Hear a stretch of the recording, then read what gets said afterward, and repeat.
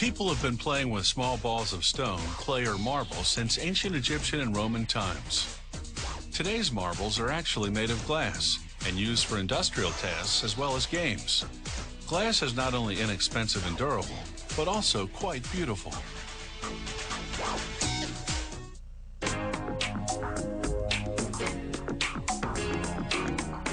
To make marbles, this company melts recycled glass with marbles made earlier, but rejected for being the wrong size. All this goes into a kiln heated to 2200 degrees Fahrenheit. After 16 hours, they open a door at the bottom of the kiln and the molten glass flows out. A shearing device cuts the stream every half a second, forming segments called slugs that become marbles. To make different sized marbles, they adjust the device to cut at shorter or longer intervals. The slugs slide down chutes landing between grooves on spinning cast iron rolls. The spinning keeps the slugs from sticking. They'll need 72 hours to cool completely, but their final appearance is already set. That was determined back in the kiln, when the airflow drove the heat to melt the glass and mix the colors.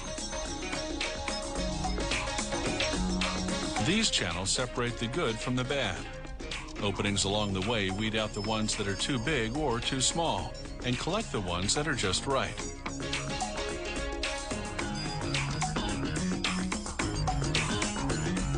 More intricate marbles are handmade.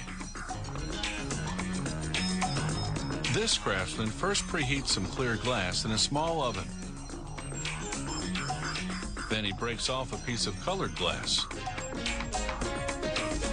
After the clear glass has melted in the furnace overnight, he gathers some on a steel rod, then picks up a chunk of preheated colored glass with it. He forms a knob and works the mass into a long string that's up to 16.5 feet long and thin as a noodle.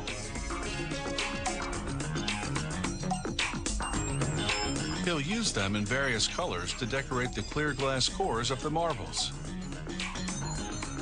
He gathers a clump of melted clear glass on the rod and shapes it with wet newspaper, which won't stick to hot glass. After shaping the end, he rolls the clump on several preheated colored glass strings. Then it's back in the furnace.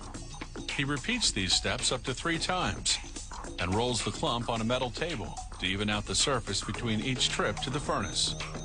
Then he adds a layer of clear glass on top.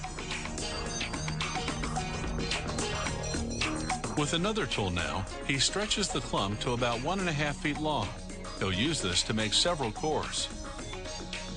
To make the second layer of the core, he rolls a 2-inch long segment onto colored glass slivers called ribbons. After rolling them in the furnace to melt them, he flattens the ribbons with pliers and snips off the excess at the ends.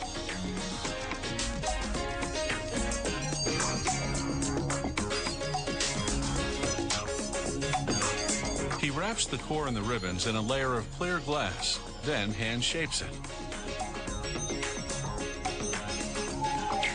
Now he rolls the core on more glass strings. Then it's back in the furnace to meld them. He adds one more clear glass layer and the inside is finished. That's a total of 6 layers for this marble. Other models have fewer or more. The craftsman shapes the glass with several metal and wooden tools.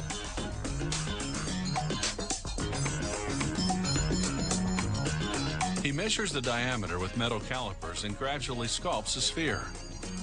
He'll make up to 5 marbles from this segment, ranging up to the size of a golf ball. After scoring the glass with a knife, he places it in the open end of a pipe to hold it. Then he gently taps the rod, which breaks the glass and releases the sphere.